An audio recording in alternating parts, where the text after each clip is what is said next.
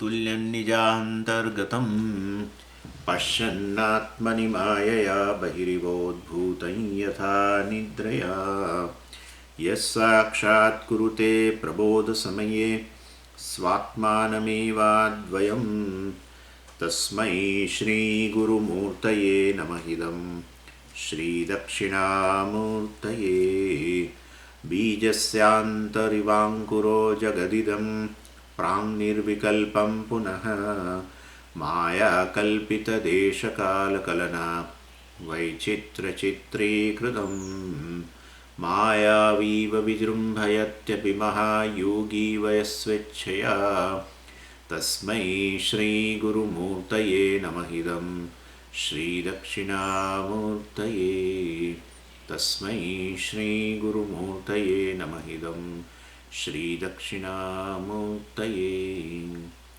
ॐ सहना भवतु सहनौ भुनक्तु सह वीर्यं करवावहै तेजस्विनावधीतमस्तु मा विद्विषावहै। ॐ शान्तिः शान्तिः शान्तिः। सदाशिवसमारम्भां शङ्कराचार्यमध्यमाम् अस्मदाचार्यपर्यन्तां वन्दे गुरुपरम्पराम्। ઓમ વિવેક ચૂડામણીમાં આપણે 40મો શ્લોક આમ તો જોઈ રહ્યા છીએ અને ઘણામાં એ નંબર 42 છે એટલે મતલબ થોડો નંબરમાં ફેર પડે છે. એમાં શ્લોક આવો છે: અયમ સ્વભાવસ્વત એવ યત્પરઃ અયમ સ્વભાવસ્વત એવ યત્પર क्षमापनोदत्प्रवणं महात्मनां सुधांशुरेशः स्वयमर्ककर्कशः प्रभावितप्तामवतिक्षितिं किल. આપણે આ પર્ટિક્યુલર શ્લોક જોઈ રહ્યા હતા અને 14મા શ્લોકથી શરૂ કર્યું છે. આચાર્ય એમાં બધા ઘણા પ્રિપેરેટરી સ્ટેપ્સ બધા બતાવ્યા અને એમાં મુખ્યત્વે 3 વસ્તુની આવશ્યકતા છે. અધિકારી જે જ્ઞાનનો અધિકારી છે એનામાં બહુ વિલક્ષણ રીતે અહીંયા કહ્યું કે આપણે તો અત્યાર સુધી સાધન ચતુષ્ટય સંપત્તિ જાણતા, પણ અહીંયા કહ્યું કે ભાઈ થોડાક બૌદ્ધિક બુદ્ધિની પણ આવશ્યકતા છે જ્ઞાન પ્રાપ્ત કરવા માટે. બૌદ્ધિક ઇન્ટેલેક્ચ્યુઅલ ક્વોલિફિકેશન જેને કે બુદ્ધિમાં ક્ષમતા હોવી જરૂરી છે. અને ખાસ કરીને એમાં 2 વસ્તુ છે, એનાલિસિસ અને રિઝનિંગ. 2 શબ્દો જે શાસ્ત્રના વાક્યો છે એનું વિશ્લેષણ કરવા એટલે આચાર્ય જ કરે, પરંતુ એ વિશ્લેષણ થઈ રહ્યું હોય ત્યારે એ વિશ્લેષણને એપ્રિશિએટ કરી શકે, શાસ્ત્રના વાક્યોનું વિશ્લેષણ જે છે એને એ સમજી શકે અને જે આચાર્ય કે શ્રુતિ જે યુક્તિ તર્કનો ઉપયોગ કરે એ પણ એ સમજી શકતો હોવો જોઈએ. આ એનું ક્વોલિફિકેશન છે. પછી બીજું તો સાધન ચતુષ્ટય સંપત્તિની વાત થઈ અને જો આ સાધન ચતુષ્ટય સંપત્તિ ન હોય તો વાસ્તવમાં આ એક એકેડેમિક કામ થઈ જાય, એકેડેમિક પરસ્યુટ બની જાય. અને જો વાસ્તવમાં સાધન ચતુષ્ટય સંપત્તિ હોય અને પેલા ઇન્ટેલેક્ચ્યુઅલ ક્વોલિફિકેશન ન હોય, બૌદ્ધિક ક્ષમતા ન હોય, તો પણ વાસ્તવમાં એ કામ ન થાય. એટલે બંને દ્રષ્ટિએ બંનેની આવશ્યકતા છે અહીંયા કહેવાનો આશય છે. કારણ કે જ્ઞાન પ્રાપ્ત કરવા માટે આ પ્રકારના ક્વોલિફિકેશન્સ જોઈએ જ. એટલે કેવળ સાધન ચતુષ્ટય એટલે મતલબ કેવલ સેન્ટલીનેસ આપણે કહીએ ને, સાધુપણું હોવું પૂરતું નથી. બુદ્ધિમાં પણ ક્ષમતા જોઈએ, થોડી શાર્પનેસ વગેરે જોઈએ, આ બધું સમજી શકવાની વગેરે. એટલે બંને સાધનોની આવશ્યકતા રહેલી છે, બંને પ્રકારના સાધનો. એ વાત કર્યા પછી ગુરુ ઉપસદનની વાત કરી કે જેના વગર આ જ્ઞાન ખરેખર થઈ જ ન શકે. એટલે કારણ કે ગુરુ પાસે જવું જરૂરી છે. એમ ગુરુ ઉપસદન એટલે ગુરુ પાસે આ જ્ઞાન પ્રાપ્તિ માટે જવું, ગુરુની શરણાગતિ લેવી બહુ આવશ્યક છે. સ્વતંત્ર રીતે કોઈ પુસ્તકો વાંચીને કે એવી રીતે આ જ્ઞાન પ્રાપ્ત ન થઈ શકે. પછી આગળ અને પછી ગયા પછી શિષ્યએ પ્રશ્ન કરવો જોઈએ, કેવી રીતે કરવો જોઈએ એની પણ ચર્ચા કરી. અર્થાત શિષ્યએ બહુ સ્પષ્ટ રીતે આ કોજન્ટલી જેને કહીએ ને આપણે ક્લિયરલી પ્રશ્ન કરવો જોઈએ. એટલે ટીચર તો સમજી શકે. ઘણીવાર શું થતું હોય છે, જો આપણું પ્રશ્ન કરવામાં આપણું થિંકિંગ પ્રોપર ન હોય ને તો પ્રશ્ન આપણો બરાબર ન નીકળે. એટલે પ્રશ્ન બરાબર ન નીકળે તો પછી આચાર્ય એનો જવાબ ના આપી શકે. ઘણીવાર આચાર્ય એમની રીતે બધું મઠારી લેતા હોય છે કે આમ પ્રશ્ન પાછળનો આશય હશે, પરંતુ આપણા મનમાં આ બધી વસ્તુની સ્પષ્ટતા હોવી જરૂરી છે.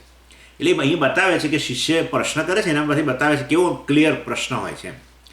અને પ્રશ્ન સામાન્ય રીતે તમે જોશો ઘણીવાર પ્રશ્ન મોટો એસે જેટલો પ્રશ્ન હોય, ઉત્તર એક જ લીટીમાં હોય, પણ પ્રશ્ન એટલો બધો લાંબો કરે કે આપણને થાય, એટલે આચાર્ય ગૂંચવાઈ જાય ઘણીવાર એવું હોય છે. એટલે એનો અર્થ કે બહુ લાંબો પ્રશ્ન થતો હોય ને તો એનો અર્થ કે આપણે ક્લેરિટી નથી આવેલી પ્રશ્ન કરવામાં. અને આ વસ્તુ એક મને લાગે ત્યાં સુધી હનુમાનજી જ્યારે રામ લક્ષ્મણ જ્યારે જતા હતા અને પેલા પર્વત પાસે આવ્યા જ્યાં હનુમાનજી હતા અને ત્યારે હનુમાનજી સામેથી એ લોકો પૂછવા માટે ગયા. એમને થયું કે આ બે રાજકુમારો જેવા કોણ, આમ તો આ વનવાસી જેવા દેખાય છે પણ છે રાજકુમારો, એટલે કોણ છે એ વસ્તુને જાણવા માટે વાસ્તવમાં એમને મને લાગે છે અંગદ જે છે એમને મોકલે છે. કારણ કે અંગદને બહુ ડર હતો કે વાલી જે છે એ કયો પર્વત તો હું ભૂલી જાઉં છું, એ પર્વત પર જ અંગદ રહેતો હતો. કારણ કે નહીં તો વાલી એ સિવાયના બીજા કોઈ પણ જગ્યાએ હોય તો એને મારી નાખે અંગદને. એટલે એ વાલી ત્યાં રહેતો, અંગદ ત્યાં રહેતો હતો. અને પછી અને હનુમાનજી પણ ત્યાં હતા. એટલે અંગદે હનુમાનજીને મોકલ્યા કે આ કોઈ મારા શત્રુઓને તો નથી મોકલ્યા ને વાલીએ, તમે તપાસ કરો. તો એ ગયા પહેલી વાર મળે છે રામ લક્ષ્મણને, પણ જે રીતે પ્રશ્ન કરે છે એના આધારે જ ભગવાને એમની પ્રશંસા કરી રામચંદ્રજીએ કે બહુ જ આ બુદ્ધિમત્તાવાળી વ્યક્તિ છે, ખાલી પ્રશ્ન કર્યો એના પરથી સમજી ગયા એમ. એટલે કહેવાનો આશે ક્લિયર થિંકિંગ. એનીવે, એટલે વાસ્તવમાં પ્રશ્નની સ્પષ્ટતા હોવી જોઈએ અને સાથે સાથે એ પ્રશ્નની અંદર બીજા પ્રકારના દોષો, વ્યાકરણ વગેરેના દોષો વગેરે પણ ન હોવા જોઈએ. નહીં તો વ્યાકરણના દોષો હોય તો પણ એ વસ્તુ સમજી ના શકે. એટલે તર્કશાસ્ત્ર અને વ્યાકરણશાસ્ત્ર બંનેની રીતે થોડું ક્લિયર હોય એવો પ્રકારનો શિષ્યનો પ્રશ્ન હોવો જોઈએ. અને આ કર્યા પછી આપણે આગળ મને લાગે છે 41મો શ્લોક જે છે અયમ સ્વભાવ સ્વત એવ પર યત પરશ્રમ અપનોદ પ્રવણમ મહાત્મના. અયમ સ્વભાવ મહાત્મના, પહેલાં આટલું જોવું પડે. આ મહાત્માઓનો સ્વભાવ છે કેવો છે? સ્વતઃ એટલે એમનો સ્વતઃ એટલે સ્વયં, અર્થાત એમના પક્ષે કોઈ સંકલ્પ વગર આ મહાત્માઓનો આવો સ્વભાવ છે. કેવો સ્વભાવ છે? યત પરશ્રમ અપનોદ પ્રવણ. પરશ્રમ એટલે અન્યોની મુશ્કેલી અને અપનોદ એટલે એને દૂર કરવું, એલિમિનેટિંગ. એટલે વાસ્તવની અંદર આ અન્યને આનો સ્વભાવ થઈ ગયો છે કે અન્યને કોઈ પણ પ્રકારની મુશ્કેલી હોય તો એને દૂર કરવો એમનો એક સ્વભાવ થઈ ગયો છે. કેમ? એનું કારણ શું છે ભાઈ? એવું તે શું છે? કારણ કે વાસ્તવમાં એમનો અહમ મોટો થઈ ગયો છે. મહાત્મા થઈ ગયા છે ને, મહાત્મા એટલે મહાન આત્મા, એટલે એમનો આત્મા મોટો થઈ ગયો છે ને. એટલે એ આત્મા શરીરને માનતા હોય તો શરીરને તકલીફ પડે તો આપણે કેટલું પંપાળીએ આપણા શરીરને, જ્યાં પણ કંઈ તકલીફ હોય ત્યાં પંપાળીએ. એટલે આપણી કરુણા પ્રગટ થાય આપણા શરીર પ્રત્યે, કારણ કે શરીરને આત્મા કહેતા હોઈએ. જ્યારે આ લોકોનો આત્મા આ પંચકોશને વટાવીને બહાર નીકળેલો છે, એવું કે એવી રીતે બોલાય. એમનો આત્મા ખરેખર મહાન જ છે, પરંતુ અજ્ઞાનને કારણે છોટો આત્મા માનતા હતા, એને બદલે હવે ભૂતાત્મા. જો તમને ખ્યાલ હોય તો ભગવાન ભગવદ્ ગીતામાં કહે છે ભૂતાત્મા. સર્વભૂતોનો આત્મા એ મારો આત્મા છે. હવે એક શરીર મન બુદ્ધિનો હું આત્મા નથી, આ શરીરનો આત્મા નથી, સર્વ શરીરોનો હું આત્મા છું, સર્વ મનનો હું આત્મા છું, સર્વ મનનો હું સાક્ષી છું, સર્વ શરીરનો હું સાક્ષી છું. અને માટે એમનો અહમ છે ને વિસ્તરેલો છે. બે લોકોનો અહમ વિસ્તરે. જ્ઞાન ન હોય તો પણ તમારો અહમ મોટો થઈ શકે, અને એ છે ઉપાસના. અહંગ્રહ ઉપાસના જે હોય છે એમાં વાસ્તવમાં આમ અત્યંત ઉત્કૃષ્ટ વસ્તુ ઈશ્વર વગેરેનો અધ્યારોપ તમારા ઉપર કરો, એને અહંગ્રહ ઉપાસના કહેવાય. અહમ ગૃહ્ણાતિ ઇતિ અહંગ્રહ એવું કહેવાય. અહં ગૃહ્ણાતિ એટલે જે ઉપાસ્ય છે એનું આલંબન અહમને જ બનાવો. ઉપાસ્ય જે છે એ વસ્તુનું આલંબન તમે અને બનાવી શકો, કોઈ પણ વસ્તુને, ફોટો હોય, મૂર્તિ હોય, લિંગ હોય, કશાને આલંબન બનાવીને તમે ઉપાસના કરો ઈશ્વરની. પરંતુ એ બધું છોડીને અહમને જ આલંબન બનાવો, અને એ બધી એવી ઉપાસનાઓ ઉપનિષદના છે, અહંગ્રહ ઉપાસના. એટલે તમે જ્યારે ઈશ્વરનો અધ્યારોપ પોતાના પર કરો તેનો અર્થ કે તમે હવે અને એની સાથે તાદાત્મ્ય કરતા જાઓ તો તમારો અહમ હવે મોટો થઈ ગયો ને. એટલે જેવો ઈશ્વરનો અહમ છે એવો તમારો અહમ બનાવો. થઈ શકે.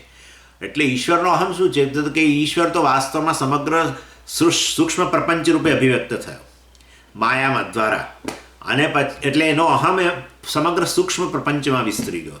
પછી એમાંથી પંચીકરણ થઈને સમષ્ટિ સ્થૂળ પ્રપંચ બન્યું, તો એ સ્થૂળ પ્રપંચમાં એનો અહમ વિસ્તરી ગયો. એટલે એના માટે તો આખું આ સમગ્ર સ્થૂળ પ્રપંચ છે એનું શરીર છે એવું થઈ ગયું ને, અને સમગ્ર સૂક્ષ્મ પ્રપંચ એનું શરીર થઈ ગયું, સૂક્ષ્મ શરીર થઈ ગયું. સમગ્ર સ્થૂળ પ્રપંચ એનું સ્થૂળ શરીર થઈ ગયું. એટલે જેવી રીતે આપણો આ સ્થૂળ શરીરમાં અહમ રહેલો છે અને સૂક્ષ્મ શરીરમાં અહમ રહેલો છે, એવો એનો સ્થૂળ પ્રપંચ અને સૂક્ષ્મ પ્રપંચમાં અહમ રહેલો છે. એટલે જ્યારે બ્રહ્માજી અહમ બોલે ને ત્યારે એમનો અહમ એટલે સમગ્ર સૂક્ષ્મ પ્રપંચ. આપણે અહમ બોલીએ ત્યારે આ શરીરમાં બુદ્ધિ વગેરે, અને જ્યારે બ્રહ્માજી અહમ બોલે ત્યારે સમગ્ર સ્થૂળ પ્રપંચ અભિમાની ચૈતન્ય છે. એને જ વાસ્તવમાં વિરાટ પુરુષ કહેવાય. સમગ્ર સૂક્ષ્મ પ્રપંચ અભિમાનીને આપણે બ્રહ્માજી કહીએ, પણ બ્રહ્માજી છેવટે સ્થૂળ પ્રપંચ રૂપે અભિવ્યક્ત થયા. એટલે ઈશ્વર જ બ્રહ્મા રૂપે, પછી હિરણ્યગર્ભ રૂપે, ને પછી આ વિરાટ પુરુષ રૂપે, વૈશ્વાનર જેને કહ્યું માંડુક્ય કારિકામાં, વૈશ્વાનર એ રૂપે. એટલે એ આપણે અહમ બોલીએ ત્યારે અહીંયા આટલો પૂરતો મર્યાદિત. ઈશ્વર જ્યારે અહમ બોલે ત્યારે બધામાં વિસ્તરેલો હોય એવું કે. અને માટે ઉપાસકો હંમેશા ઉપાસ્ય દેવતાનો પોતાના પર અધ્યારોપ કરીને અને એની સાથે એ રીતે તાદાત્મ્ય કરીને પોતાના અહમને આવો મોટો જાણે, બધામાં વિસ્તરેલો. અને એ રીતે ઉપાસકો પણ અહમ વિસ્તરી શકે. પરંતુ એ જ્ઞાન નથી, એટલે ઉપાસના છે. અને પછી આવી ઉપાસનાના ફળ રૂપે જ જ્યારે આ શરીરનું પતન થાય, એટલે આ શરીરમાંથી અહમ છૂટી જાય અને એમને પેલું શરીર પ્રાપ્ત થાય.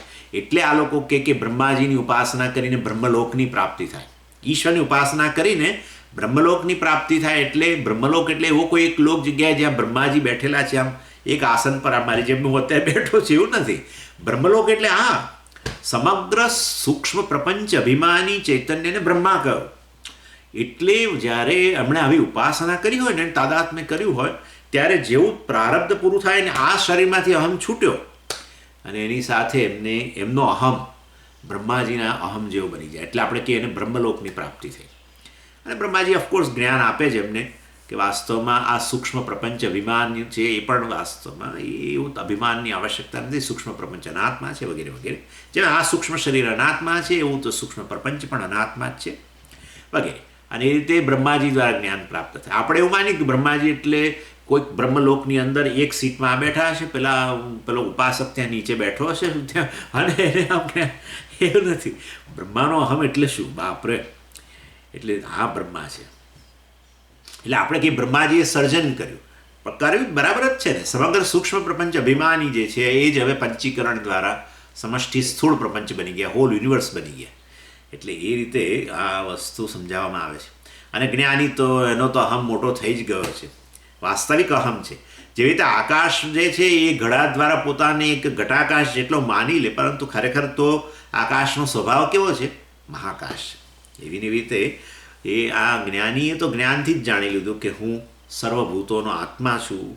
અને માટે જ્ઞાની એ સેલ્ફિશ ખરા, સ્વાર્થ ખરા, પણ એમનો સ્વ જે છે બહુ મોટો. જ્ઞાનીનો સ્વ બહુ મોટો. એટલા માટે ક્યાંય પણ કોઈ તકલીફ જુએ ને તો એને એમ થાય કે મને જ તકલીફ પડી ગઈ છે. જેમ મારા શરીરને તકલીફ પડે ને મને થાય આમાં અહમ રહેલો હોય તો થાય કે મને તકલીફ પડે છે. હવે એનો અહમ બધે વિસ્તરી ગયો, માટે કોઈને પણ તકલીફ પડે માનસિક સ્તરે, શારીરિક સ્તરે, તો એના હૃદયમાંથી તરત જ કરુણા પ્રગટ થાય અને કદાચ પ્રાર્થનાએ પ્રગટ થઈ જાય કે ભાઈ હે ઈશ્વર તું આ વ્યક્તિને મદદ કરજે. કારણ કે સર્વશક્તિ હોય મદદ કરી શકે, પણ એનું આઈડેન્ટિફિકેશન સર્વ શરીરો સાથે હોય. બસ આટલું કહેવાનો આશય છે. જ્ઞાનીનું પણ આઈડેન્ટિફિકેશન સર્વ શરીરો સાથે હોય, ઉપાસકનું પણ આઈડેન્ટિફિકેશન સર્વ શરીરો સાથે હોય. ઉપાસકમાં જ્ઞાન નથી, અને વાસ્તવમાં જ્ઞાની તો જાણે છે કે હું અત્યારે જ સર્વભૂતોનો આત્મા છું. એટલે સર્વદેહાભિમાન જેને કહેવામાં આવે છે, એક દેહમાં અભિમાન નહીં, સર્વદેહમાં અભિમાન રહેલું હોય. બસ એટલે ભાઈ જીવત્વ ન રહ્યું હોય ને, સ્વાભાવિક જ. જીવત્વ એટલે એક દેહમાં અભિમાન. સર્વદેહ અભિમાન હોય તો ઈશ્વર છે. હા, જુઓ, એટલે જ્ઞાની છે ને વાસ્તવમાં જ્ઞાની બે રીતે વસ્તુને વિચારે છે. એવું પણ કહી શકે કે આ સર્વદેહોમાં હું રહેલો છું, તો ઈશ્વર, તો એ હું ઈશ્વર છું એમ કે, કારણ કે ઈશ્વર સૃષ્ટિમાં જ રહે છે, એના માટે બીજું કશું છે નહીં. હવે એક દેહમાં અભિમાન હોય ને, તાદાત્મ્ય હોય તો જ જીવત્વ.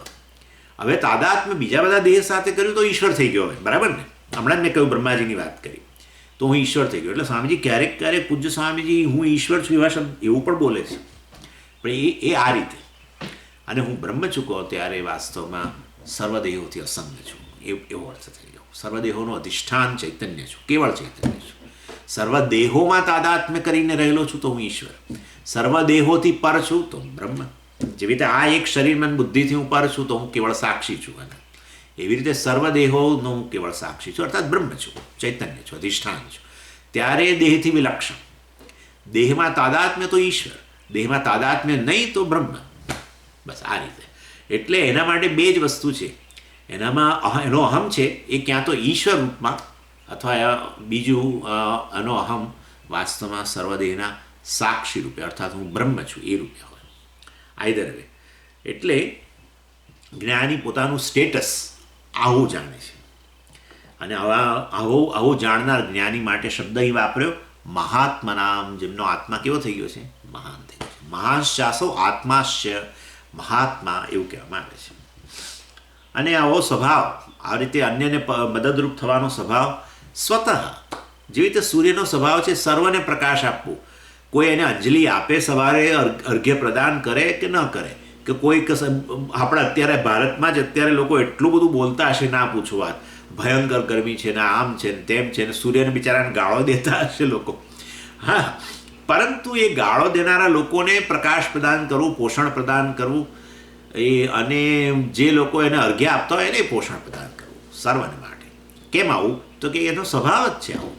સૂર્યનો આવો સ્વભાવ છે, એનો સંકલ્પ નથી એની અંદર. સંકલ્પ નથી કે હું બધાને પ્રકાશ આપું, ભલે મને ગાળે, એવું કશું છે નહીં. સ્વભાવથી જે બધાને આપે છે. એવી રીતે મહાત્માઓનો સ્વભાવ આવો કરુણાવાળો છે. કોઈ એને એના તરફ દુર્લક્ષ સેવે, કે કોઈ એને એના તરફ એની નજીક આવે વગેરે, અથવા કોઈ એની સેવા કરે, કોઈ કરે કે ન કરે, સર્વને માટે પરગજો. બહુ મોટી વસ્તુ છે. એશઃ સુધાંશુ, પછી કહે છે એશઃ સુધાંશુ, અર્થાત એ વાસ્તવમાં આ પરમાત્મા જે છે એ સુધાંશુ. સુધાંશુ એટલે ચંદ્રકિરણ, ચંદ્રના કિરણો છે ને. સુધા એટલે આમ તો અમૃત થાય, અંશુ એટલે કિરણ. તમને શબ્દ ખબર હશે, અંશુમાન શબ્દ છે સૂર્ય માટે. અંશુમાન, અંશુમાન એટલે કિરણો ધરાવનાર આમ તો, પરંતુ અહીંયા સુધાંશુ કયા? અમૃત કિરણો, એટલે એ ચંદ્રના કિરણો. સૂર્યના કિરણો માટે શબ્દ છે ચંડ કિરણ. ચંડ કિરણ, આ મને લાગે છે સુપ્રભાતમ, વેંકટેશ સુપ્રભાતમ કે કશાકમાં આવે છે ખરું ચંડ કિરણ. હવે અત્યારે યાદ નથી આવતું, પણ ચંડ કિરણ એટલે સૂર્યના કિરણો. કારણ કે એના ચંડ છે, અત્યંત પ્રખર, કર્કશ છે, તીખા છે. જ્યારે સુધાંશુ અમૃત સમાન છે, એ ચંદ્રના કિરણો. એટલે શીતાંશુ પણ કહી શકો. અને એ રીતે કેમ? કારણ કે એ હંમેશા કુલનેસ, એ હંમેશા એ આ પ્રકારે ઠંડક પ્રદાન કરતા હોય છે. અને જ્યારે સૂર્યના કિરણો છે એ અત્યંત કર્કશ હોય છે. એટલે અહીંયા કહે છે કે એશ સુધાંશુ સ્વયં અર્ક કર્કશ પ્રભાભી અભિતપ્તામ ક્ષિતિમ અવતિ કિલ. આ રીતે એનું અન્વય કરવો પડશે. એશ સુધાંશુ, વાસ્તવમાં આ મહાત્માઓનો જે સ્વભાવ જે છે એ તો આવો શીતળ કિરણો જેવો છે. સ્વયં અર્થાત તેમાં કોઈ વિલિંગનેસ નથી, સ્વભાવ છે. એટલે આ પ્રકાર સ્વયં એટલે આ પ્રકારે વિલિંગનેસ વગરનો છે. અર્ક કર્કશ પ્રભાભી અભિતપ્તામ. અર્ક એટલે સૂર્ય, કર્કશ એટલે મેં કહ્યું પ્રમાણે સ્કોર્ચિંગ, જેને આપણે કહીએ છીએ ને.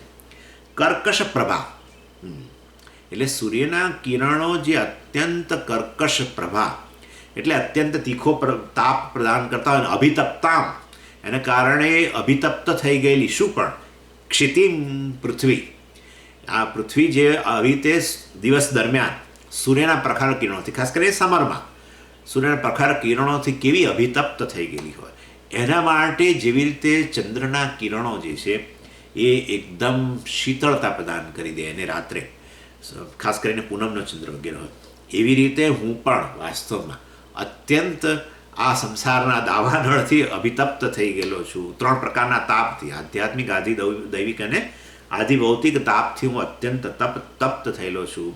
ત્યારે મહાત્માઓનો આવો સ્વભાવ જે છે એ આવો સુધાંશુ છે, અર્થાત મારા જેવા જે સંસારથી અભિતપ્ત થયેલા જે છે એના માટે આ જ્ઞાનીઓ ચંદ્ર સમાન છે. અને આ સંસારી જે છે એ કેવો છે? આ પૃથ્વી સમાન છે. સંસારનું દુઃખ જે છે એ આ સૂર્ય સમાન છે. અને એના જ્ઞાની આ જ્યારે એના જીવનમાં આવે, આ સંસારીના જીવનમાં, તો એને કેવી શીતળતા પ્રદાન કરી દે, એમ કહેવાનો આશય છે. એટલે અહીંયા જ્ઞાનીની સરખામણી આપણે ચંદ્ર સાથે કરવાની.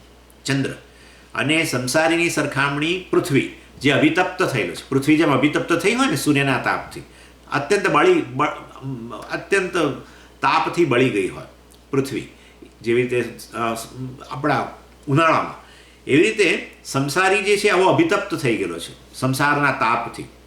અને આ બધા સંસારના દુઃખો જે છે એ બધા આ સૂર્ય સમાન છે, એને અભિતપ્ત કરે છે. અને આ જ્ઞાની જે છે સૂર્ય સમાન છે, જે આ સંસારીના જીવનમાં આવે તો અત્યંત શીતળતા પ્રદાન કરે છે. જ્ઞાની ચંદ્ર સમાન છે, જ્ઞાની ચંદ્ર સમાન છે અને એને આવી રીતે શીતળતા પ્રદાન કરે છે. આ અહીંયા કહેવાનો આશય છે. કર્કશ એટલે મેં તમને કહ્યું ને, ફિયર્સ, આપણે કહીએ ને ફિયર્સ, સ્કોર્ચિંગ વગેરે.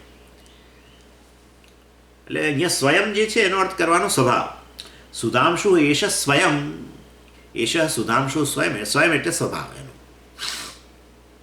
એટલે વિધાઉટ વિલિંગ. સ્વભાવ મતલબ કે વિલિંગનેસ નહીં, એમ જ. સૂર્યમાં કોઈ એવી વિલિંગનેસ નથી બધાને પહોંચાડવું, પ્રકાશ પહોંચાડવું, પોષણ પહોંચાડવું, એવું કોઈ વિલિંગનેસ જ નથી, એનો સ્વભાવ જ છે. અને પછી હવે આગળનો શ્લોક છે જોઈએ. બ્રહ્માનંદ રસાનુભૂતિ કલિતૈઃ પૂતૈઃ સુશીતૈઃ સિતૈઃ યુષ્મન્વાક કલશોજ્જિતૈઃ શ્રુતિસુખૈઃ વાક્યામૃતૈઃ સેચય સંતપ્તં ભવતાપદાવદહન જ્વાલાભિરેनं પ્રભો નન્યાસ્તે ભવદીક્ષણ ક્ષણગતેઃ પાત્રીકૃતા સ્વીકૃતા. વાહ! એટલે અહીંયા કહે છે બ્રહ્માનંદ રસાનુભૂતિ કલિતૈઃ પૂતૈઃ સુશીતૈઃ સિતૈઃ. સિતૈઃ ને બદલે બીજો પણ પાઠ છે, યુતૈઃ પણ છે. બંનેનો અર્થ જોઈશું આપણે. યુષ્મદ્વાગ કલશોજ્જિતૈઃ શ્રુતિસુખૈઃ વાક્યામૃતૈઃ સેચય. એટલે શંકરાચાર્યજી બહુ આમ પોએટિકલી, ભાષ્યકાર જનરલી એમની ભાષા બહુ પણ દેખાય છે ખરી, ઘણી જગ્યાએ દેખાય છે. મને લાગે છે સૌંદર્ય લહરીમાં પણ તમે જુઓ તો બહુ પોએટિક વર્ણન કર્યું છે માતાજીનું એકદમ. ક્યાંક ક્યાંક આવું કરે છે ખરા, આમ થોડુંક એમનો જે પેલો હશે કે બહુ ક્રિએટિવ હશે એવું લાગે છે આ બધું જે પ્રકારે એમણે રચનાઓ કરી છે. એનીવે, એટલે ગાંભીર્ય પણ છે, પ્રસન્નતા છે એમની ભાષામાં, અને સાથે સાથે આ બધી વસ્તુ પણ છે. એટલે આ શિષ્ય છે એ પ્રાર્થના કરે છે ગુરુજીને, પણ બહુ પોએટિક લેંગ્વેજનો પ્રયોગ કરે છે. આમ તો શંકરાચાર્યજી કરે છે, પણ શિષ્યના મોંમાં મૂકે જાણે. એટલે કહે છે બ્રહ્માનંદ રસાનુભૂતિ કલિતૈઃ.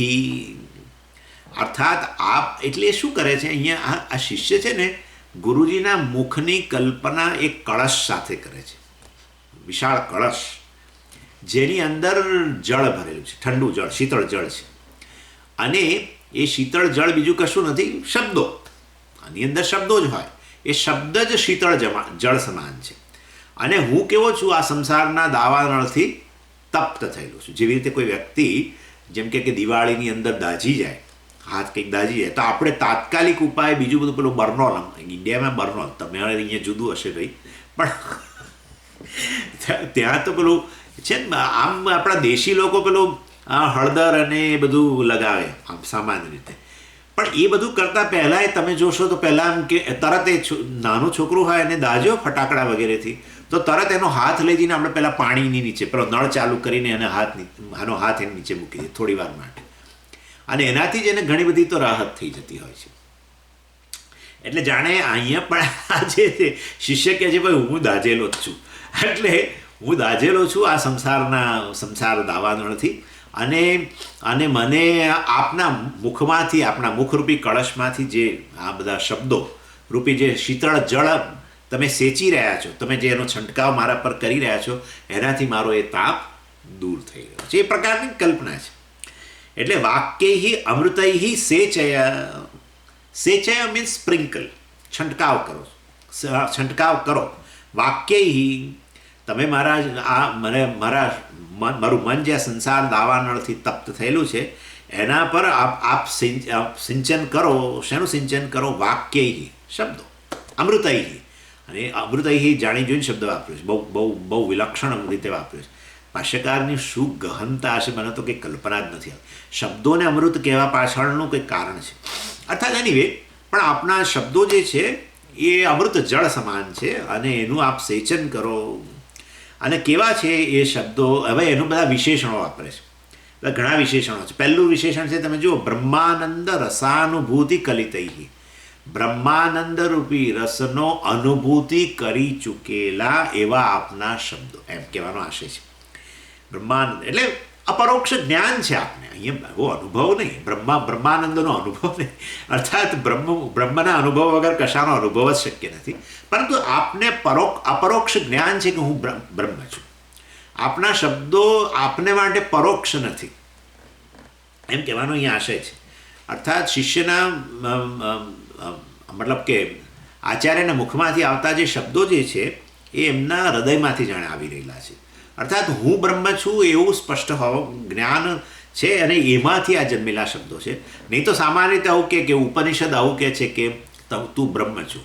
ઉપનિષદ કહે છે કે આત્મા તો નિત્ય અપરોક્ષ છે. ઉપનિષદ એમ કહે છે કે આત્મા જન્મ મૃત્યુથી પર છે. ઉપનિષદ કહે છે કે તું તે જ છું જેને તું શોધી રહ્યો છું. આ જુદી વસ્તુ છે, આ જુદી વસ્તુ છે. અર્થાત પરોક્ષતા. અને એ શબ્દોમાં જીવંતતા ના આવે. એટલે શબ્દોમાં જીવંતતા ત્યારે આવે કે જે શબ્દોનું વર્ણન શબ્દો દ્વારા જે વિષયનું વર્ણન થઈ રહ્યું છે એ વાસ્તવમાં મારાથી અનન્ય છે, એ પ્રકારનું સ્પષ્ટતા હોય તો. અને એટલે કઠોપનિષદની અંદર આચાર્યનું વર્ણન કરતા યમરાજાએ કહ્યું, અનન્ય પ્રોક્તે ગતિરત્ર નાસ્તિ. અનન્ય પ્રોક્તે, આ બ્રહ્મ જે છે મારાથી અન્ય નથી, અનન્ય પ્રોક્તે. અને ત્યારે એ પ્રકારે જ્યારે પ્રોક્તે એટલે પ્રકર્ષેણ ઉક્તૈ, તમે એને એવી રીતે કહ્યું હોય તો પછી ગતિરત્ર નાસ્તિ, એ શિષ્યમાં જ્ઞાન ન જન્મે એમ તો આશ્ચર્ય છે. આટલું હું બ્રહ્મ મારાથી અન્ય નથી એવું સ્પષ્ટ જાણીને જે આચાર્ય કહી રહ્યા હોય ત્યારે શિષ્ય ન જાણે એ જ આશ્ચર્ય છે. જાણે જ મતલબ એમ કહેવાનો આશય છે. ગતિરત્ર નાસ્તિ એટલે અન્ય ગતિ એના માટે છે જ નહીં. અર્થાત આ જ ગતિ પ્રાપ્ત થાય, મોક્ષ જ એને પ્રાપ્ત થાય, એવું કહેવાનો ત્યાં આશય છે. એવું અહીંયા કહે છે. બ્રહ્માનંદ રસાનુભૂતિ કલિતૈ. અર્થાત કલિતૈ એટલે મિક્સ્ડ, એટલે બ્રહ્માનંદના રસથી અનુભૂતિ રસના અનુભવથી જે મિક્સ થયેલી છે એમ કહે છે. અર્થાત અપરોક્ષ જ્ઞાન છે. અને આ રીતે આ પહેલું વિશેષણ વાપર્યું શબ્દો માટે. પછી બીજું કહે છે પૂતૈ. પૂતૈ એટલે શુદ્ધૈ.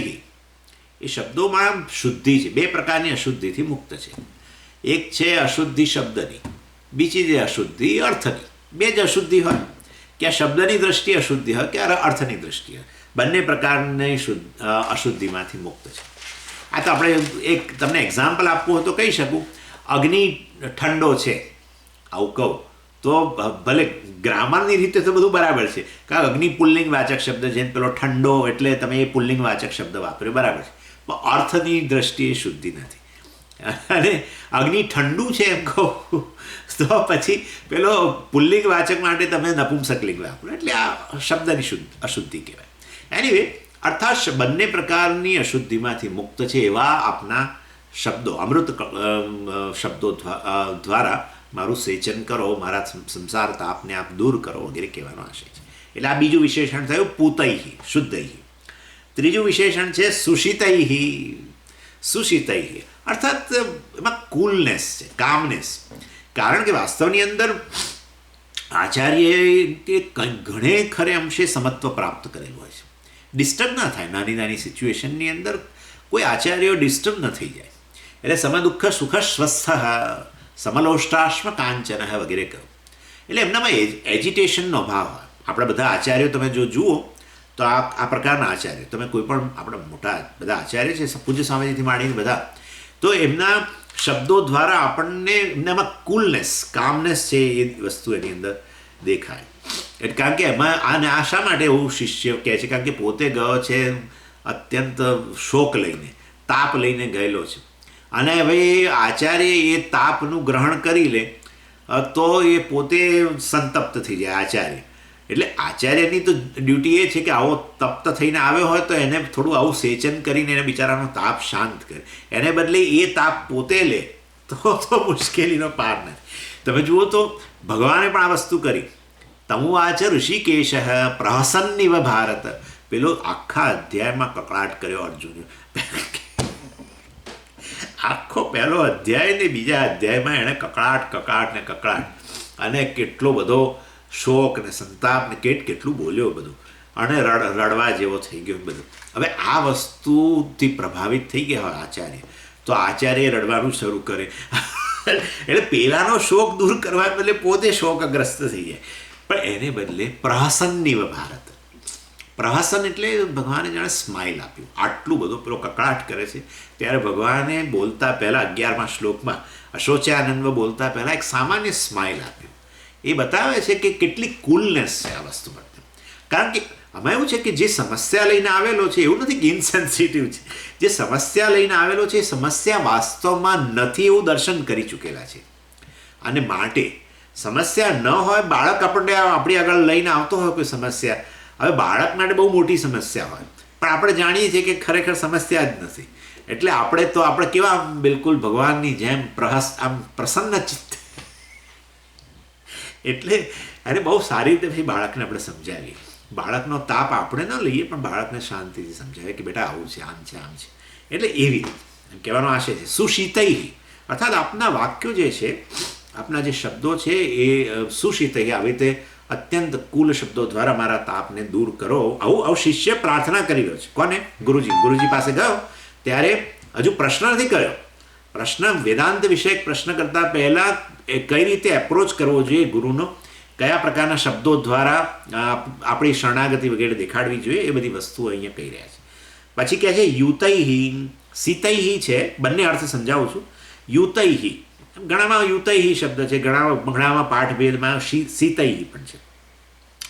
યુતૈહિ એટલે જે કન્સિસ્ટન્ટ છે, જેમના શબ્દો. યુતૈહિ શબ્દૈહિ કન્સિસ્ટન્ટ હોવા જોઈએ, જેને આપણે કોજન્ટ પણ કહીએ છીએ. કોજન્ટ એટલે જ્યારે એમાં શું થતું હોય છે કે આ વેદાંતનો જે ઉપદેશ અપાતો હોય તો એ તો કંઈ એકાદ દિવસનું કામ નથી, વર્ષો સુધી ઉપદેશ અપાતો હોય. અને જ્યારે ઉપદેશ અપાતો હોય ને ત્યારે કેટલીક વાર જો સ્પષ્ટતા ન હોય ને આચાર્યને તો ઇનકન્સિસ્ટન્સી આવે. ઘણા શિષ્યો પકડી પાડતા હોય છે આ બધું. બહુ હોશિયાર હોય શિષ્યો, એટલે એ પકડી પાડે. એટલે ક્યારેક શું કરે કે જ્ઞાનની મહત્તા બતાવે.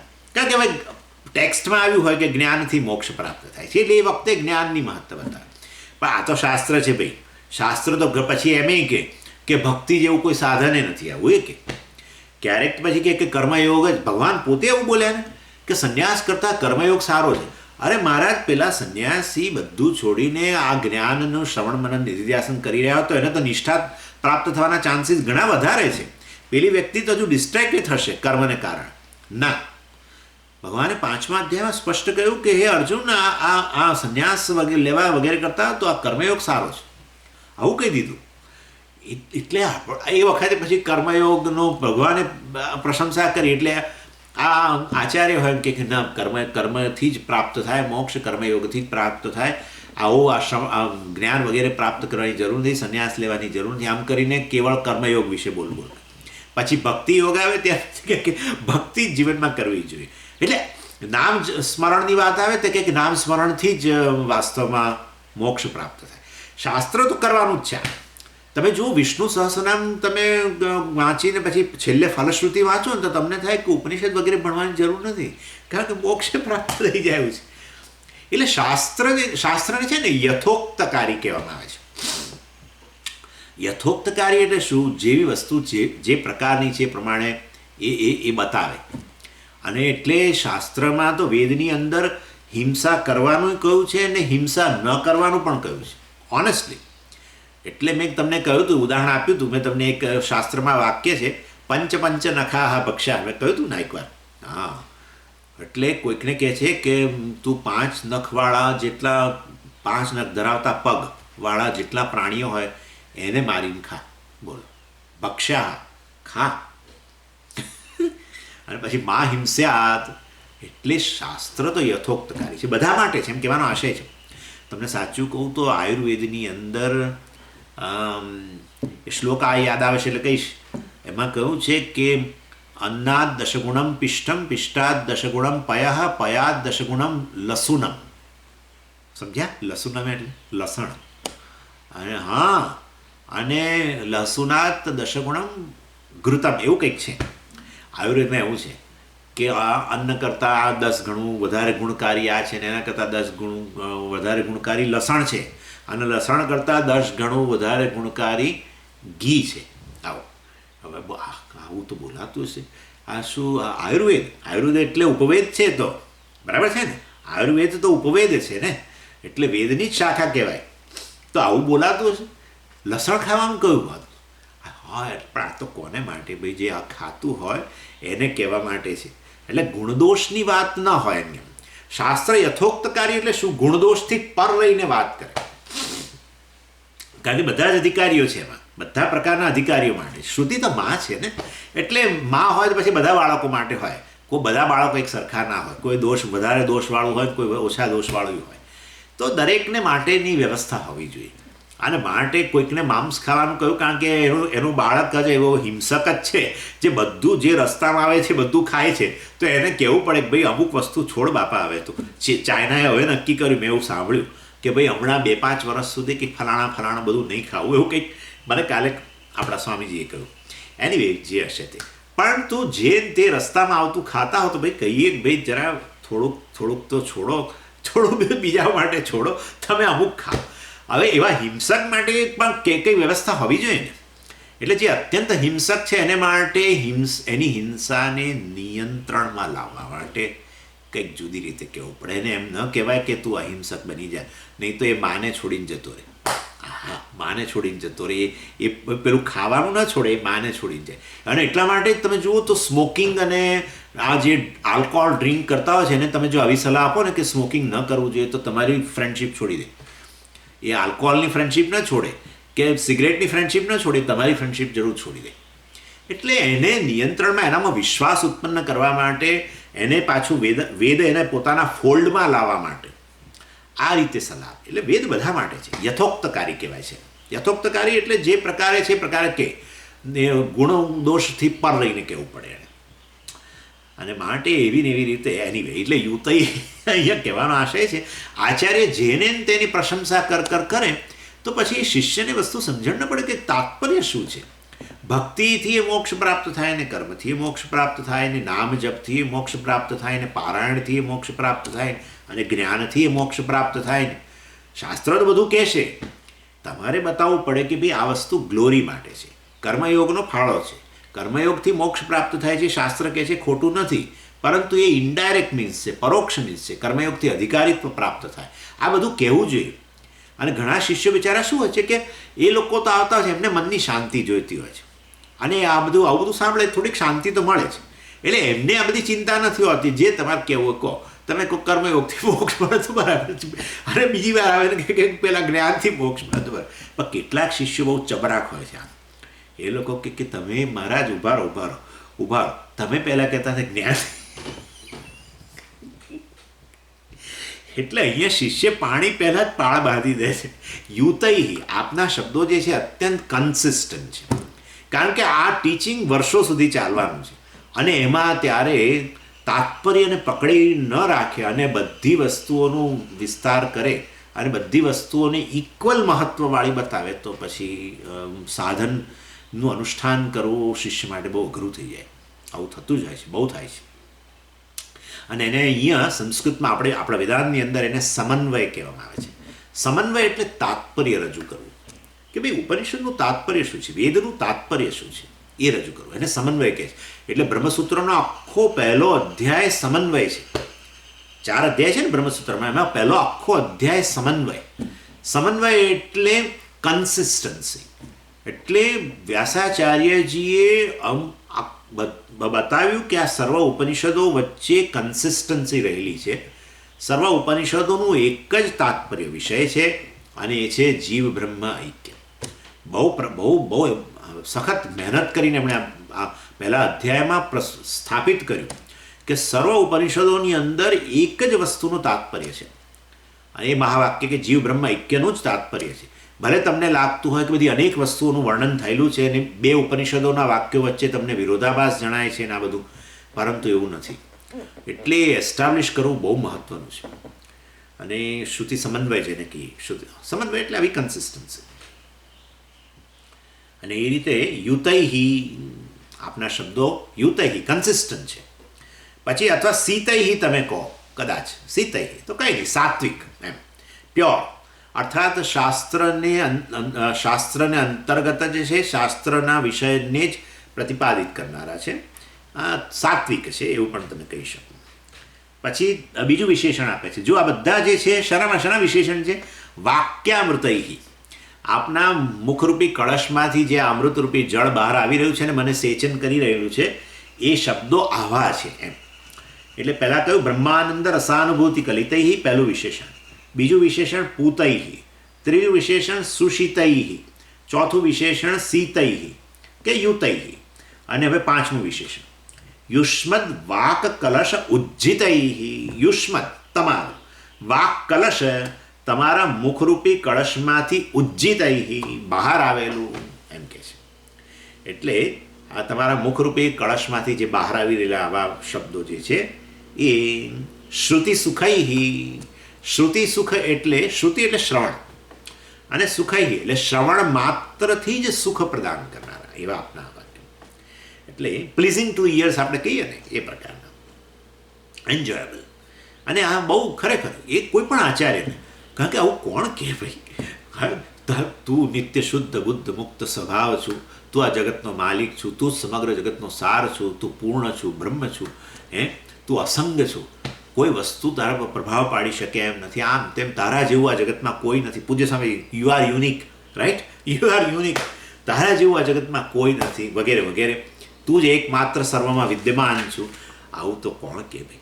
એટલે ખરેખર આ તો આનંદ આપનારા છે વાક્યો. એટલે શ્રુતિ સુખાઈ એટલે શ્રવણ માત્રથી, વેદાંતના શ્રવણ માત્રથી જ્ઞાન પ્રદાન, આપણે આનંદ ઉત્પન્ન થાય. ભલે મને સાચું લાગે કે ના લાગે, પણ અરે હું તો કહું છું બિલકુલ આપણને તદ્દન સ્પર્શે નહીં હૃદયને, પણ આવું સાંભળવું આપણા માટે કોને ન ગમે? ગમે છે, તો સ્વાભાવિક છે. અને આવા શબ્દોથી વાક્યામૃતૈહી સેચય, તમે મને મારા પર છંટકાવ કરો આવા પ્રકારના વાક્ય શબ્દો દ્વારા, જે અમૃત સમાન છે. અમૃત સમાન છે એટલે ખરેખર અમૃત પ્રદાન કરનારા છે. એટલે કહું, એટલે અમૃત કહેવા પાછળ ખાલી પોએટિક વિશેષણ નથી, કારણ કે આપના એ શબ્દો છેવટે મારું દુઃખ તો દૂર કરશે જ, મારો તાપ દૂર કરવાના જ છે, પણ સાથે સાથે અમૃતત્વ, મોક્ષ પ્રદાન કરશે. માટે આચાર્યની ગહનતા તો તમે જુઓ. એટલે વાક્ય અમૃતૈહી સેચય, જે ખરેખર અમૃત પ્રદાન કરવાના છે, મને મોક્ષ પ્રદાન કરવાના છે, એવા અને એવા આપણા શબ્દોનું સેચન કરો, છંટકાવ કરો એમ કે છે. સેચય, સ્પ્રિંકલ સેચય, ત્વમ સેચય. આ સેચય છે ને એ આજ્ઞાર્થ છે. જેવી રીતે આપણે બધા ટેન્સીસ અને મૂડ હોય, એમાં આ મૂડ છે. એટલે એ પ્રેઝન્ટ ટેન્સ છે એવું બધું નહીં. આ ટેન્સ કાળવાચક નથી, એ આજ્ઞાર્થ છે. આજ્ઞાર્થ એટલે એને ઇમ્પરેટિવ મૂડ કહે છે આ લોકો. ત્વમ સેચ, આપણે કહીએ ને જલમ આનય, પાણી લાવો, આજ્ઞા, જલમ આનય, એવી રીતે ત્વમ સેચય, આપનો છંટકાવ કરો. અને હું કેવો છું પણ એ હવે વર્ણન કરે છે. આપના શબ્દો તો આવા છે, બરાબર છે, પણ હવે ત્રીજી લાઈનમાં હું કેવો છું જેના પર આપણે આ છંટકાવ કરવાનો છે. સંતપ્તમ ભવતાપ દાવ દહન જ્વાલાભિ એનમ પ્રભો. હે પ્રભો, હે પરમાત્મા, ગુરુને ઓલમોસ્ટ ગુરુ બ્રહ્મા ગુરુ વિષ્ણુ, માટે હે પ્રભુ, સંતપ્તમ, આઈ એમ સ્કોચ્ડ, આપણે ના કહીએ આઈ એમ સ્કોચ, મિઝરેબલ એક્સેટ્રા, ડિપ્રેસ્ડ, એવો હું આને માટે એવો સંતપ્ત છું. 2 પ્રકારના તાપ હોય, આમ તો શારીરિક તાપ. શારીરિક તાપ તો હવે હોય તો એમાંથી આચાર્ય બિચારા મુક્ત ન કરી શકે. મનસ્તાપ બેઝિકલી. અને એ મનના તાપમાંથી આપ મને જરૂર મુક્ત કરો.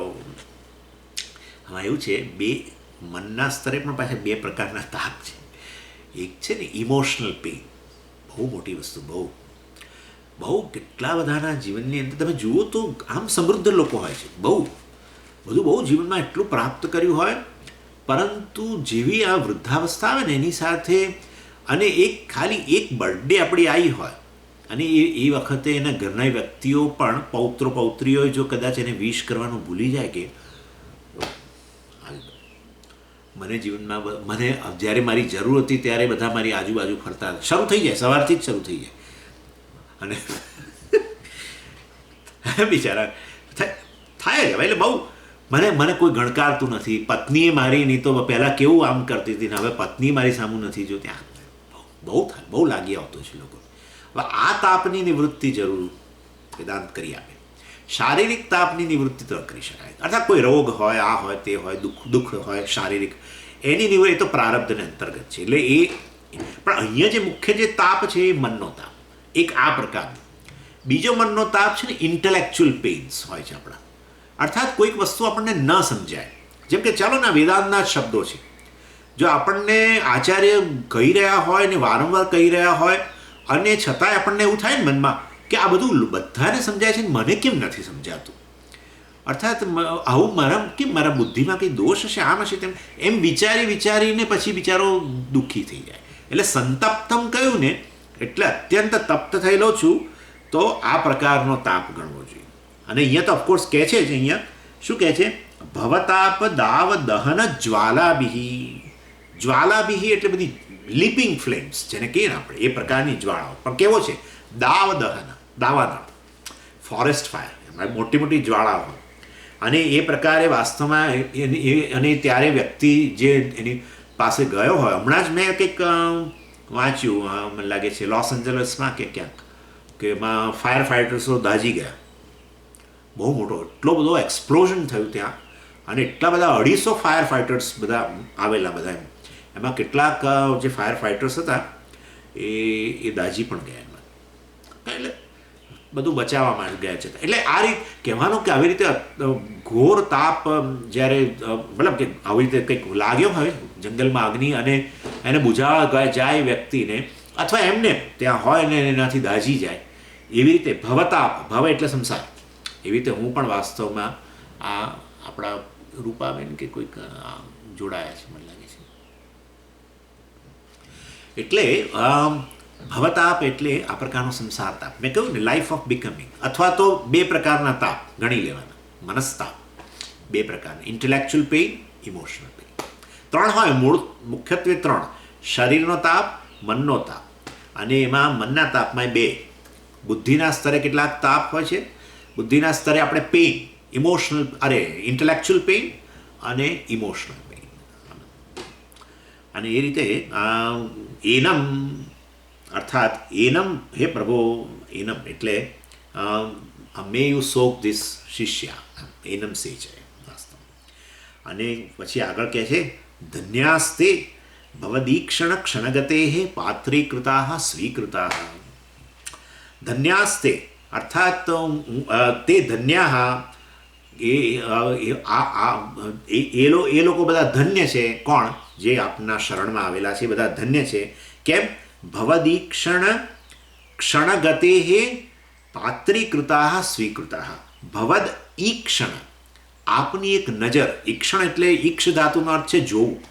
ભવત આપના, ભવાન શબ્દ જે છે ને આપણે અંગ્રેજીમાં જેને જેને માનાર્થે કહીએ ને એ પ્રકારનું.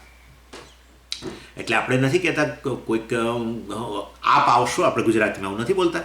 તમે ના કહીએ, આપ બોલીએ. બસ એ અહીંયા ભવાનનો અર્થ છે. ભવાન એટલે આપ. નહીં તો ત્વમ કહેવું જોઈએ. ત્વમ એટલે તમે અથવા તું, પણ તું એવું તો બોલાય નહીં, કારણ કે આ તો ગુરુજી છે. એટલે ભવાન કહે છે. એટલે એ ભવાન માટેનો શબ્દ અહીંયા સમાસની અંદર ભવત થઈ ગયો છે. ભવત પરથી જ ભવાન આવ્યું છે. પ્રથમા વિભક્તિ એક વચન ભવાન થાય. મૂળ શબ્દ ભવત. ભવત એટલે આપ. એટલે અંગ્રેજીમાં એને માટે શું કહીએ છીએ આપણે? આમ તો એવું કંઈ અંગ્રેજીમાં સ્પેસિફિક એવું કંઈ છે નહીં આપ માટે. એનીવે પણ થર્ડ પર્સનનો ઉપયોગ થતો હોય છે. એનીવે એટલે તે ધન્યાહાંગ એટલે હું જોઉં છું, આ શિષ્ય કહે છે ગુરુજીને કે હું જોઈ રહ્યો છું કે આપની આ કટાક્ષ દૃષ્ટિથી ભવદ ઈક્ષણ ક્ષણગતે એક ક્ષણ માત્રની આપની ઈક્ષણ દૃષ્ટિથી કેટલાય આપના બધા જે પહેલાં શિષ્યો જે છે બધા કૃતાર્થ થઈ ગયેલા હોય એવો હું જોઈ રહ્યો છું. તે ધન્યા એ લોકો અત્યંત ધન્ય છે કે જે આપની આવી એક કટાક્ષ દૃષ્ટિ માત્રથી અત્યંત કૃતાર્થ થઈ ગયા હોય. અને શિષ્યા સ્વીકૃતા કારણ કે આપે એમનો શિષ્ય તરીકે સ્વીકાર કરેલો છે. પણ કેમ સ્વીકાર કર્યો છે? પાત્રીકૃતા, કારણ કે પાત્રો હતા અને એવા પાત્રો જે ખરેખર અધિકારીઓ હતા અને જેમનો તમે શિષ્ય રૂપે સ્વીકાર કર્યો છે અને જેમના તરફ તમે આવી રીતે એક ક્ષણ માત્ર માટે પણ જે તમે એમની કટાક્ષ દૃષ્ટિ કરેલી છે અને એ શિષ્યો ખરેખર ધન્ય, એ શિષ્યો ખરેખર ધન્ય છે. એટલે અહીંયા આ ઈક્ષણનું પણ એક બહુ તાત્પર્ય છે, હું હમણાં પછી વાત કરું છું. એટલે ઈક્ષણનો અર્થ અહીંયા સ્વામીજી ખરેખર આવી દ્રષ્ટિ કરવી એના એ ગણી શકાય કે પછી એના દ્વારા કંઈ બીજો અર્થ ગણવો જોઈએ? ના, ઈક્ષણ પણ ખરો. અને ઈક્ષણ ગુરુજીનું એક દ્રષ્ટિ માત્રથી પણ બહુ મોટો ફેર પડી જતો હોય છે, બહુ મોટો ફેર. એટલે એ વસ્તુ તમે ઈક્ષણના રૂપમાં લઈ શકો છો, એમ કહેવાનો આશય છે. ચાલો એનીવે હવે આગળ એનો એક વધારે છે શ્લોક આપણે જોઈએ. કથમ તરેયમ ભવ સિંધુ મેતમ કાવા ગતિર્મે કતમોસ્ત્યુપાય જાનેન કિંચિત કૃપયા મામ પ્રભો સંસાર દુઃખ ક્ષતિમાં તનુષ્વ. શિષ્ય હજુ થોડુંક વધારે કહે છે, પછી ગુરુજીનો ટર્ન આવશે. ગુરુજીના હાથમાં માઇક પછી આવશે, હજુ શિષ્યના હાથમાં છે માઇક. એતમ ભવ સિંધુ કથમ તરે એમ. હવે મહારાજ હું આ કેવી રીતે આ સંસાર સાગરને તરીશ? એતમ ભવ સિંધુ કેવી રીતે હું તરીશ? કેમ? કારણ કે એના કોઈ કિનારા જ નથી દેખાતા. હું તો આ ડૂબી રહ્યો છું અંદર ને કિનારો દેખાય તો ગમે તેમ કરીને પહોંચી જાઉં કિનારા સુધી, પણ મને તો કોઈ દેખાતું નહીં. એટલે આ સિંધુ શબ્દ તમે વિચારો કેમ આ લોકો સંસાર માટે સાગર શબ્દ વાપરે છે? કારણ કે સાગરની સામાન્ય રીતે કોઈ બાઉન્ડ્રીઓ જ ન દેખાય, મતલબ એની કોઈ કિનારા દેખાય જ નહીં. અને એટલું જ નહીં, પરંતુ સાગર જે છે અત્યંત ઊંડા હોય. એક તો એ બીજી વસ્તુ, એટલે ઊંડા હોય એટલે ડૂબી જવાની શક્યતા પૂરેપૂરી હોય. એક આ ત્રીજી વસ્તુ, એમાં જે પેલા બધા મોજાઓ ઉછળે એ પ્રત્યેક મોજું ભયાનક હોય, તમને ખેંચી જાય, ડૂબાડી દે. અને એ રીતે અને તમે જ્યારે એમાં ડૂબેલા હો અને ચારે તરફ નજર કરો ત્યારે કશું જ તમને કોઈ એનો શું જેને આપણે કહીએ, કોઈ એને તરવા માટેનો કોઈ તરાપો જ જાણ આપણને ન મળે. અને સતત આપણા બધા મોજાઓને કારણે વારંવાર આપણું જીવન ભયમાં આવી જતું હોય.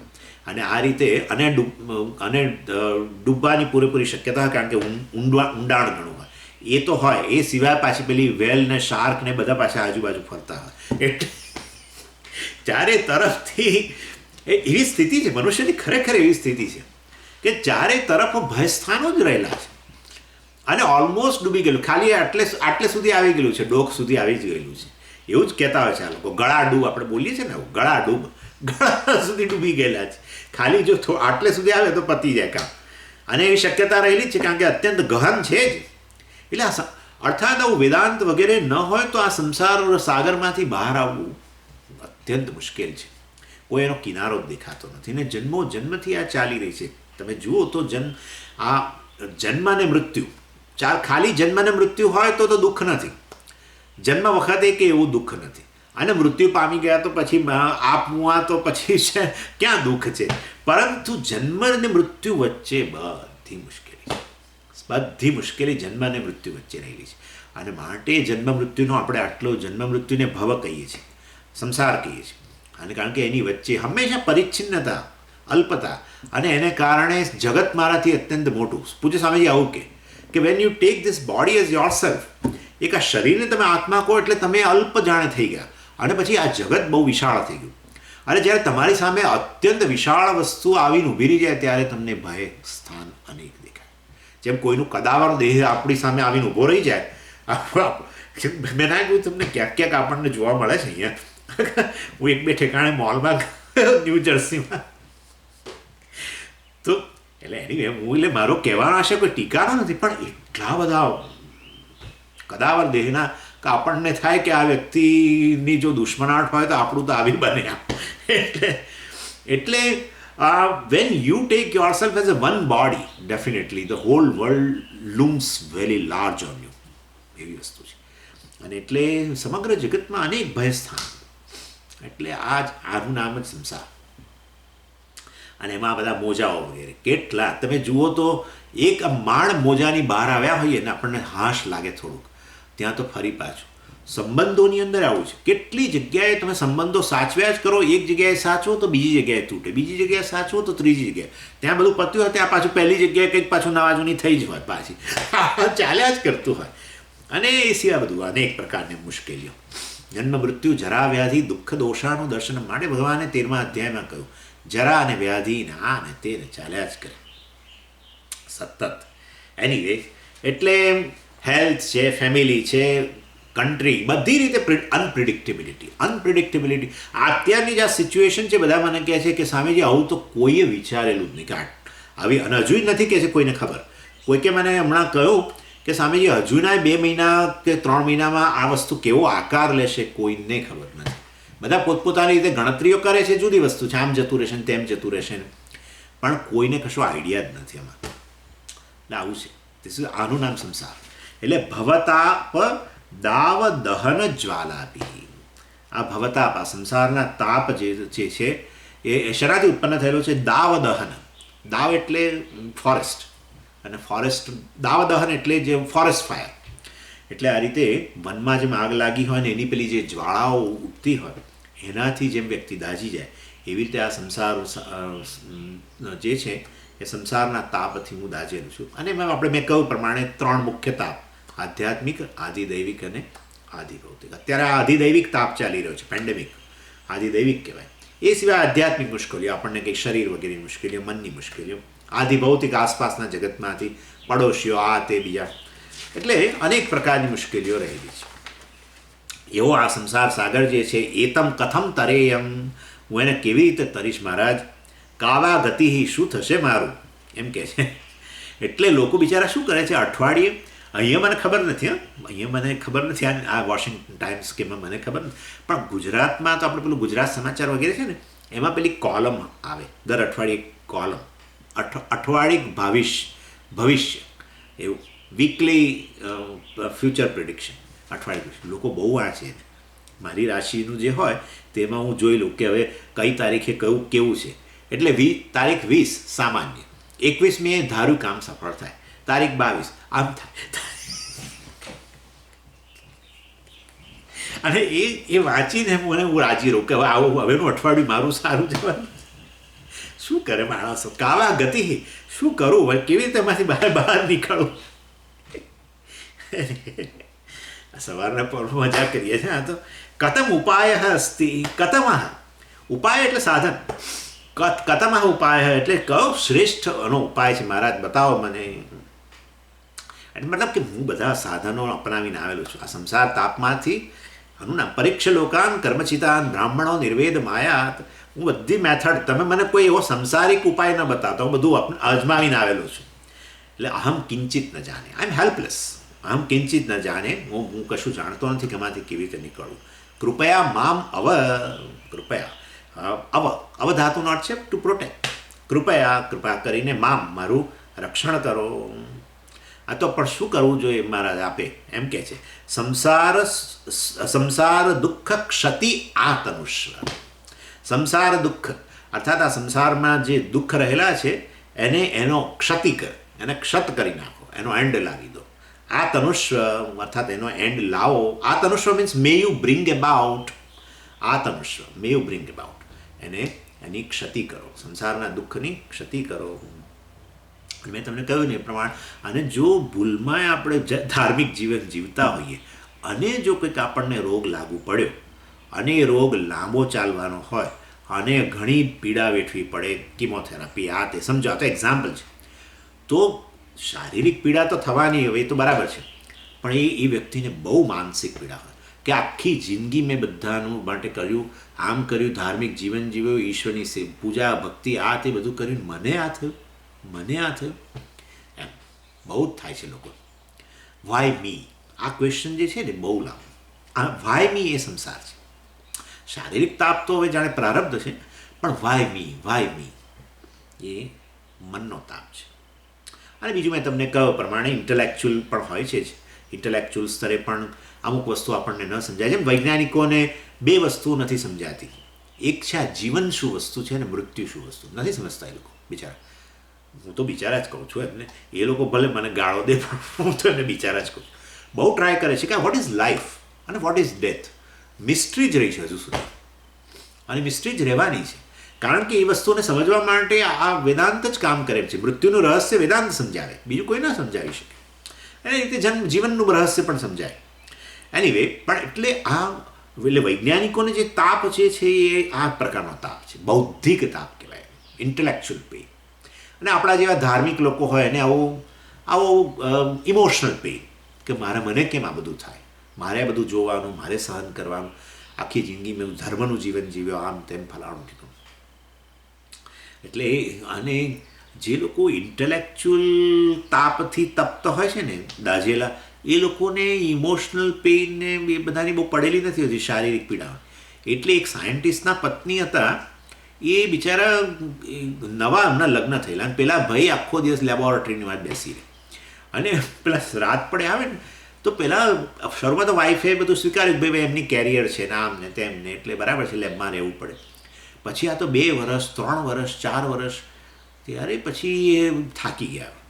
પછી એમણે રડવાનું શરૂ કર્યું કે તમને કંઈક છે કે નહીં, તમે મારી સાથે લગ્ન કર્યા છે, આમ તેમ, તમે બિલકુલ મારી દરકાર કરતા નથી, આમ કરીને રડવાનું શરૂ કર્યું. તો પેલા સાયન્ટિસ્ટ એના આંસુ જોઈને કહે છે કે આમાં તો NaCl + H2O રહેલા છે, અર્થાત મીઠું અને પાણી. પેલા તારું ભલું થાય. એટલે ઘણા આવા બૌદ્ધિક, અર્થાત જે લોકો બૌદ્ધિક સમસ્યાઓ સાથે સંકળાયેલા છે ને, એ લોકોને આ બધા ઇમોશનલ પેઇન કોઈના એના પ્રત્યે એટલા સેન્સિટિવ નથી હોતા, કે ઇવન કદાચ શારીરિક તાપ માટે પણ નથી હોતા. મેં એવા કેટલાક વૈજ્ઞાનિકોને જોયેલા છે કે જે લોકો બિચારા કંઈ કમરની તકલીફ હોય, આ તકલીફ હોય, પણ તોય આખો દિવસ લેબમાં બેઠેલા હોય. એ બધાને ગણકારે નહીં. શારીરિક તાપને ન ગણકારે, બીજા આવા ઇમોશનલ પેઇનને ન ગણકારે, ઘરે પત્નીને બધા બાળકો બૂમો પાડે કે ભાઈ તમે, તમારી ફેમિલી છે, તમે અમારું તો થોડું ધ્યાન રાખો, અમારી સાથે સમય વિતાવો. કશું નહીં. આવા લોકો હોય છે. એનીવે, આ તો જસ્ટ વાત કરી કે આ ભવતાપ એટલે બધા લોકો આનાથી તપ્ત જ છે. કેટલાક લોકો જે છે બૌદ્ધિક સમસ્યાઓથી, કેટલાક સંસારની બીજી સમસ્યાઓથી. એનીવે, એટલે વેદાંત જેનું સોલ્યુશન છે છેવટે આ સંસાર દુઃખ મનના તાપમાંથી દૂર કરવા માટેનું સોલ્યુશન છેવટે વેદાંત પાસે છે. માટે આપ પણ એ મારો જે તાપ છે એને દૂર કરો, હું તપ્ત થયેલો છું, દાઝેલો છું, વગેરે વગેરે, એ અહીંયા કહે છે. આપણે જોઈશું આગળ આવતી વખતે. ઓમ પૂર્ણમદ પૂર્ણમિદં પૂર્ણાત પૂર્ણમુદચ્યતે પૂર્ણસ્ય પૂર્ણમાદાય પૂર્ણમેવાવશિષ્યતે. ઓમ શાંતિ શાંતિ શાંતિ. હરિ ઓમ. શ્રી ગુરુભ્યો નમઃ. હરિ ઓમ.